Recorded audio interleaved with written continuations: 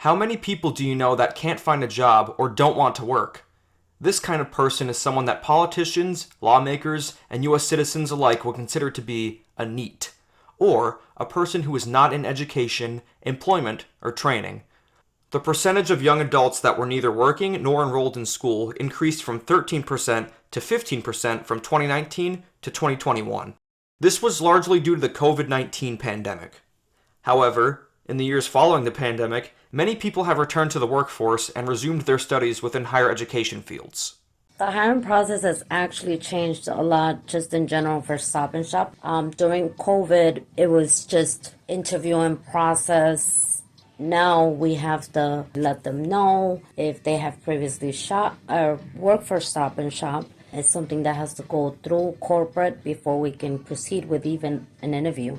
The United States of America has finally recovered from the recession of working individuals that the COVID-19 virus has induced. Restored to an approximate 4.3% of people since July of this year, 37.5 million people above the age of 16 have returned to earning working wages within our economy. We know from recent times that the Trump administration has brought about flourishing avenues when it comes to the workforce, creating 7 million new jobs, triple the expected amount. This is said before we look at the other important aspect of the NEET acronym, education. College graduation rates have maintained relatively unchanged throughout the several presidencies since the Obama administration, staying at approximately 60% of college students graduating from a four-year institution with a bachelor's degree. This could also be called into question with this election.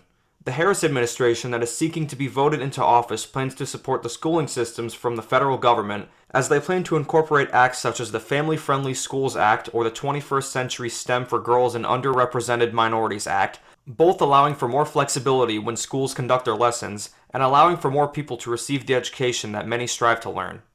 We are grounded in a philosophy where our schools need to be safe and supportive environments for all. That means we need to be open to all and have understanding of each other. Her opponent seeks to defederalize the education system within the United States, as Trump plans on cutting the Department of Education. More specifically, the party pledges to cut funding to, quote, any school pushing critical race theory, radical gender ideology, and other inappropriate racial, sexual, or political content, unquote.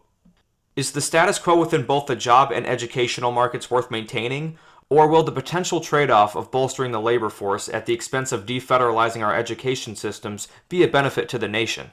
This is Peter Trinchillo with WCSU News, Election Connection.